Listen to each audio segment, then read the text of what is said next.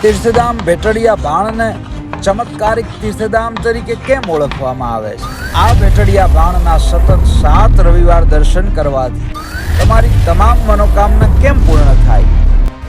કારણ કે સૂર્યનારાયણ ભગવાન એ ગ્રહોના રાજા છે અને પ્રત્યક્ષ દેવ છે. એટલે રવિવારે આ ભાણ દરબારમાં આવતા કોઈ પણ વ્યક્તિ ઉપર એ સૂર્યનારાયણ ભગવાન કૃપા વરસાવે છે.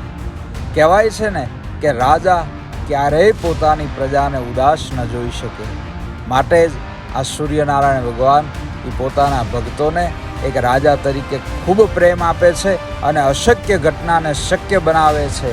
માટે જ આ તીર્થધામને ચમત્કારિક તીર્થધામ ભેટડિયા ભાણ તરીકે ઓળખવામાં આવે છે. શું આપ દુઃખી છો?